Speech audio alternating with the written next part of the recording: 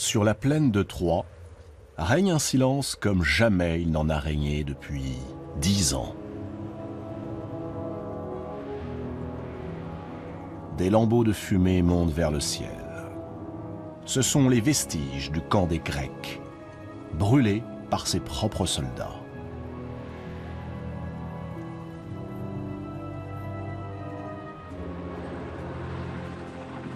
La flotte d'Agamemnon, la plus grande flotte jamais assemblée, a disparu. L'horizon est vide.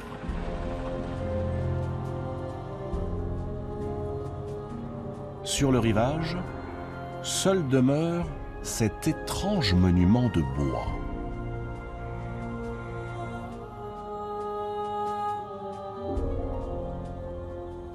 Un cheval gigantesque, abandonné. Après les funérailles faites à Hector, le fils aîné du roi Priam, et alors que l'armée troyenne s'apprêtait à la bataille, les Grecs ne se sont pas présentés sous les hautes murailles de Troie. Et depuis, ils sont introuvables.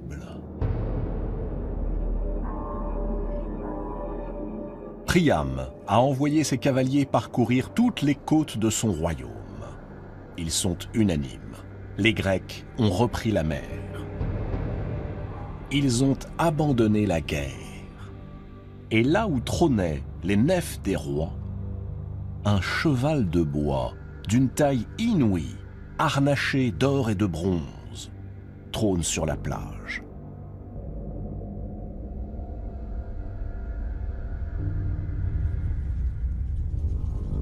Priam ne sait s'il doit se réjouir ou s'inquiéter. Que signifie cette volte-face et ce cheval de bois? Le vieux roi ordonne que l'on ouvre les portes. Il sort, accompagné par les principaux notables de Troie, et se rend jusqu'au camp dévasté de ses ennemis.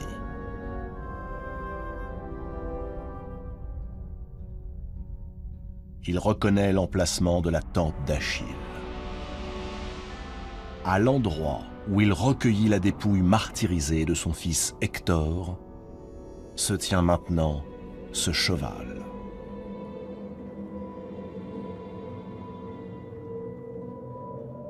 Tous l'observent, fascinés.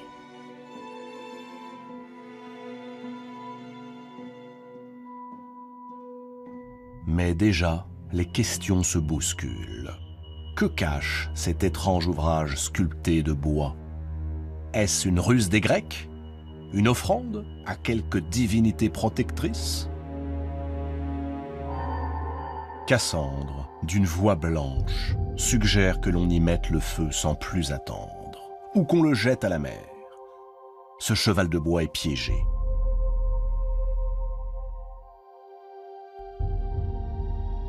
Énée proteste. Écube prend le parti de sa fille. Paris admire l'énormité de ce cheval et voit en lui un présent fait au vainqueur, le peuple de Troie. Mais Cassandre insiste. De tout ce qui vient des Grecs, et surtout de leurs cadeaux, il faut se méfier. Hélène, la belle Hélène, s'approche du cheval. Elle se met à tourner lentement autour de lui. À 3 reprises, elle prononce des noms de femmes, les noms des épouses des guerriers grecs, séparés des leurs depuis 10 ans. Pénélope, épouse d'Ulysse, Clytemnestre, épouse d'Agamemnon, Égialée, épouse de Diomède, et toutes celles dont elle eut jadis à connaître le nom, lorsqu'elle était elle-même épouse de Ménélas. Elle espère que l'un d'entre eux, s'il lui a pris l'idée perfide de s'enfermer dans la carapace de bois, sera trahi par l'émotion en entendant ce nom. Mais seul le silence répond à la litanie d'Hélène.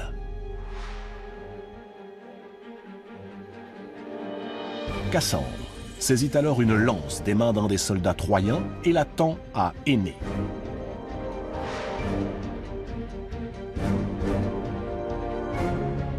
De toutes ses forces, il la précipite sur le cheval de bois. À l'intérieur du cheval, les guerriers grecs s'accrochent aux poutres, impassibles. Ménélas et Achille fixent Ulysse aux ruses nombreuses. C'est lui qui a eu l'idée de cette construction monumentale. Lui qui a imaginé y cacher des dizaines de soldats grecs pour s'introduire subrepticement dans la cité troyenne. Un stratagème ingénieux, mais terriblement risqué. La peur d'être découvert déforme soudain leur visage. Mais un bruit venu de la rive éloigne cette crainte. Ulysse sait parfaitement ce qui se joue. C'est son plan qui est en train de se mettre en œuvre. Les soldats troyens amènent à Priam un homme couvert de sang. Priam l'interroge. Le prisonnier s'appelle Sinon. Il vient d'être capturé à quelques pas d'ici. À Priam et aux Troyens assemblés, il dit avoir déserté l'armée des Grecs. Et il lui raconte que peu après la mort d'Hector, une grande dispute éclata entre les rois grecs. Agamemnon reprocha à Achille d'avoir accordé une trêve à Priam pour que soit inhumé son fils. Achille, s'estimant suffisamment vengé, décida de rentrer chez lui. Privé d'Achille, fléau de Troie, les autres rois décidèrent de renoncer à une longue guerre qui les épuisait et de rentrer chez eux. On fit venir Calchas, le devin, qui indiqua à Ménélas et à son frère Agamemnon, le roi des rois, que Troie ne serait jamais prise et qu'il était temps, après 10 ans d'efforts inutiles, de regagner leur demeure.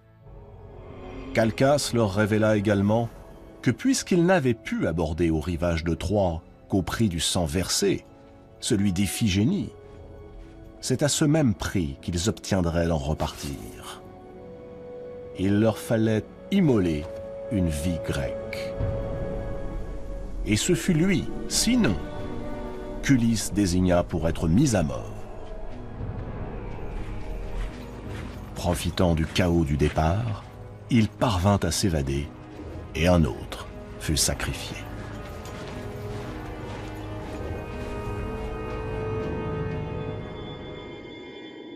Priam écoute, attentif. Soit. Et ce cheval? Sinon, tremblant, poursuit son récit. Les vents refusèrent de se lever. Alors, Ulysse, protégé de la déesse Athéna, vit en songe qu'il fallait offrir aux dieux un présent digne de leur grandeur. Un cheval magnifique et aussi haut que la plus haute muraille de Troie. D'ailleurs, précise Sinon, si les Grecs l'ont fabriqué ainsi, l'élevant jusqu'au ciel, c'est pour empêcher les Troyens de le faire entrer dans leur cité, car l'oracle est formel. Si les Troyens profanent cette offrande à Athéna, ils s'attireront les foudres de la déesse de la guerre. Mais s'ils parviennent à la faire monter dans leur ville, alors ils seront un jour les conquérants de toute la Grèce. Priam se met à rêver. Ainsi, les Grecs ont préféré le déshonneur à la gloire et voguent vers leur palais de l'autre côté des mers. Les dieux sont donc avec les Troyens désormais. Peut-être même méditent-ils la revanche de Troie sur le royaume d'Agamemnon. Il faut s'attirer leur grâce. Pour Priam, plus aucun doute n'est possible. Les dieux qui hier combattirent Troie, demain lui offriront la victoire. le roi proclame qu'il faut sans plus tarder tirer le cheval jusqu'à la cité, ériger un nouveau temple à Athéna et implorer sa puissance afin de concilier ses faveurs, et bientôt d'en finir avec l'arrogance des Grecs. Que l'on fasse entrer le cheval dans Troie.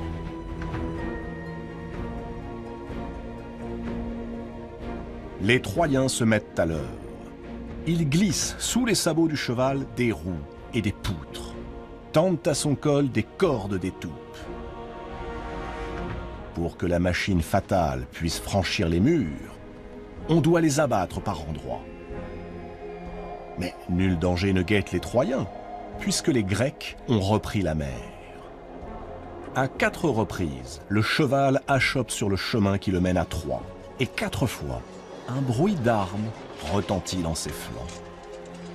Tout à leur joie, sous les chants et les hurrahs, les Troyens n'y prêtent aucune attention.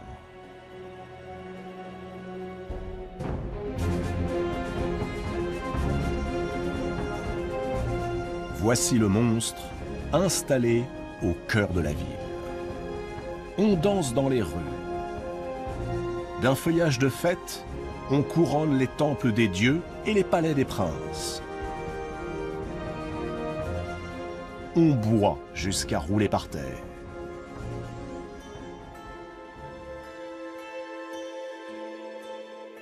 La nuit enveloppe de sa grande ombre la plaine de Troie.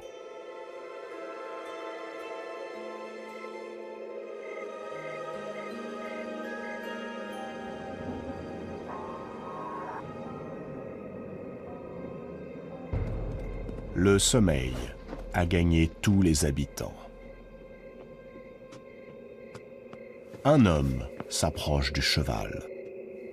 C'est Sinon, le déserteur qu'Ulysse prétendait mettre à mort et que Priam, en son grand cœur, a accueilli parmi les siens. Il escalade l'une des jambes de la machine. Puis, il actionne une planche et dévoile une trappe secrète. En un instant, Ulysse et ses compagnons sont aux portes de la ville.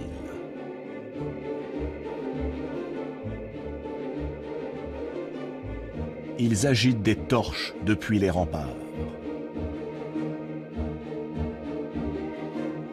Et si les Troyens avaient maintenu leurs soldats le long des côtes, ils auraient vu, effarés, les nefs d'Agamemnon et de Nestor, d'Ajax et de Diomède, voguer en bon ordre depuis l'île de Ténédos, à travers la complicité muette d'une lune silencieuse.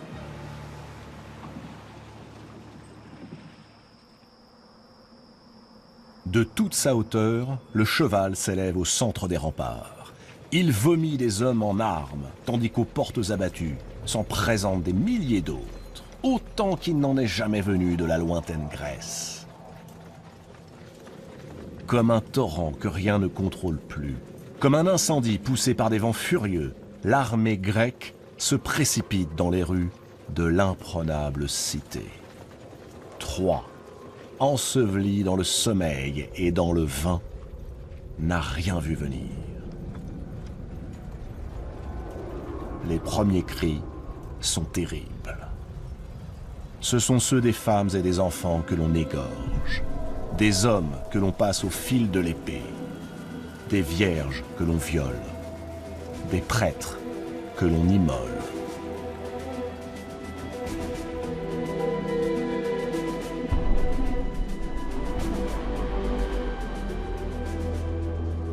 Agamemnon l'a juré, pas de quartier pour les fils et les filles de Troie.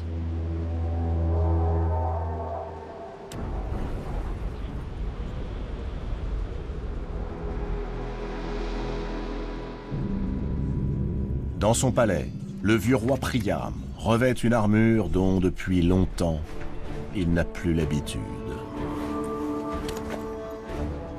Il boucle à sa ceinture une épée inutile et affronte la meute qui envahit ses appartements. En vain. On le désarme, on le saisit par les cheveux, On le traîne dans la cour, puis on lui tranche la gorge au pied même de l'autel de Zeus. Le massacre continue. Impitoyable.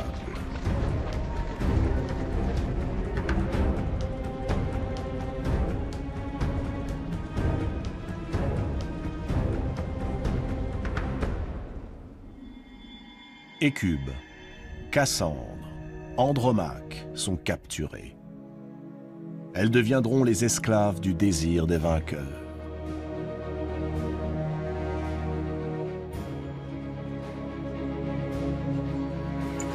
Ménélas, le glaive à la main, remue le palais de fond en comble.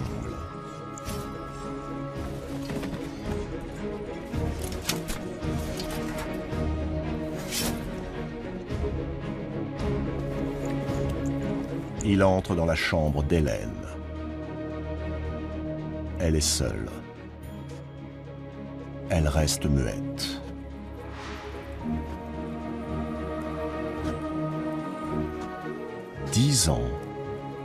Dix ans se sont écoulés depuis qu'elle a quitté son époux et Sparte.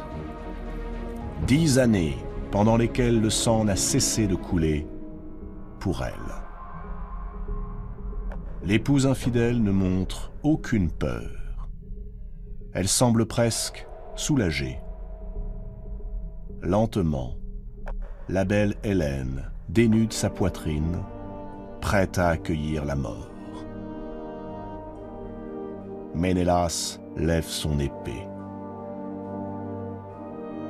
Il interrompt son geste et sans un mot, prend son épouse par la main et l'entraîne hors des murs, tandis que le carnage se poursuit autour d'eux. Dans la ville en flammes, les Grecs sont les maîtres.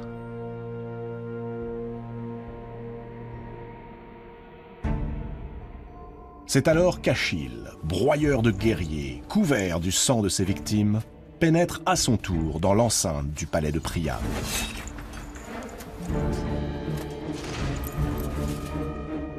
Devant lui se dresse une jeune femme de toute beauté. C'est Polyxène, la plus jeune des filles de Priam. 2 soldats grecs, ivres de violence, lui arrachent sa tunique et s'apprêtent à l'outrager. Achille leur brise la nuque. Il libère Polyxène.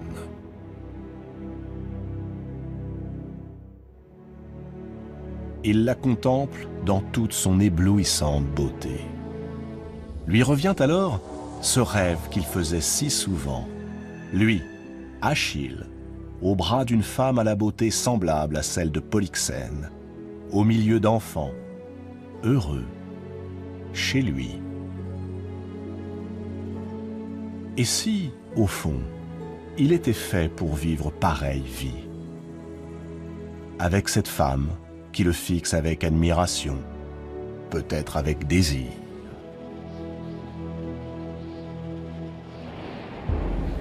Achille n'a pas le temps d'aller plus loin.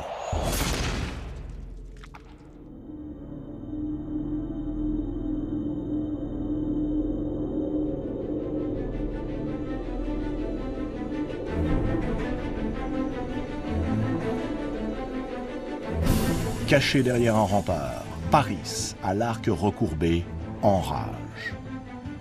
Il avait pourtant bien visé, le dos d'Achille, là, juste devant lui. Mais la flèche, au dernier moment, a mystérieusement dévié sa trajectoire. Elle est allée se planter dans le talon d'Achille.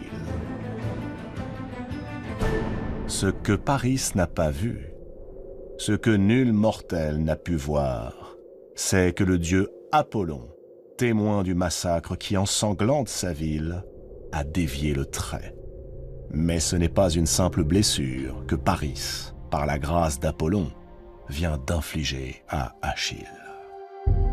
Apollon, seul, connaît le secret du grand guerrier grec. Lui seul semble savoir que dans son désir de rendre son fils invincible, sa mère, Thétis, le plongea enfant dans l'eau du Styx, le fleuve des enfers. L'eau du Styx a le pouvoir de rendre invulnérable. Mais seul le talon par lequel Thétis tenait l'enfant ne fut pas baigné par l'eau aux vertus prodigieuses. Et c'est par lui, ce talon, qu'Achille, aujourd'hui, se meurt.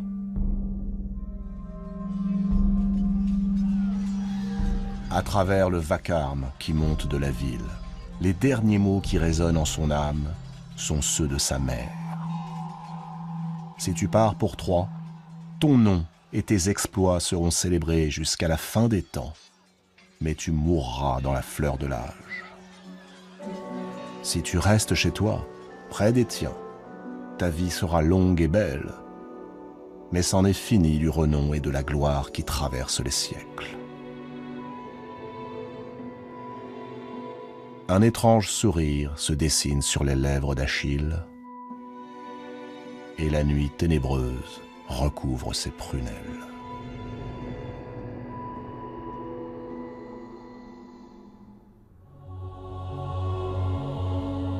Zeus contemple Troie consumée par le feu. Dans quelques jours, plus une pierre ne subsistera de l'orgueilleuse cité bâtie par Apollon et Poséidon, défendue par Priam et le vaillant Hector.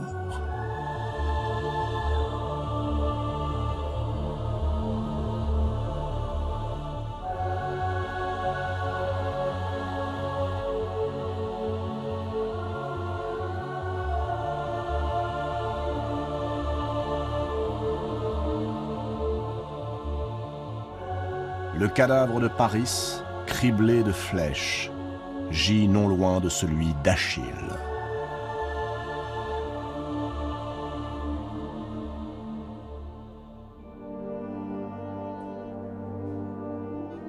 Du haut des murailles, on lance aux chiens et aux vautours les nouveau-nés.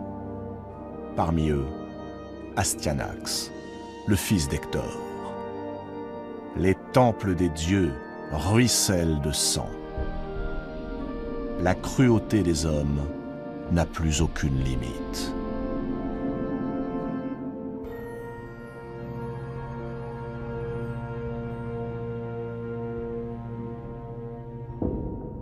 Zeus médite en silence, et jamais il n'a été si inquiet. Dieux et déesses se déchirent. Sur l'Olympe, comme sur la terre, la haine a remplacé la concorde. Les hommes ne respectent plus ni les dieux, ni la piété. Ceux qui restent des Troyens, quelques pauvres hères fuyant la ville, au rang desquels Énée, portant son père sur son dos, renient leur foi. Et les vainqueurs, malgré la mort d'Achille et de tant des leurs, se croient désormais si glorieux qu'ils se prennent pour de nouveaux dieux. Zeus regarde le monde qui sort de cette guerre, et il comprend que les hommes ont voué les dieux à la solitude et à la mort. Il sait que les hommes contribuent à la puissance des dieux en se prosternant devant eux. Que la foi des hommes s'éteigne et les dieux disparaîtront. Car les dieux vivent de cette foi. Ils lui empruntent leur force et leur pouvoir. Une ère nouvelle commence. Qui se souviendra des dieux de l'ancien monde?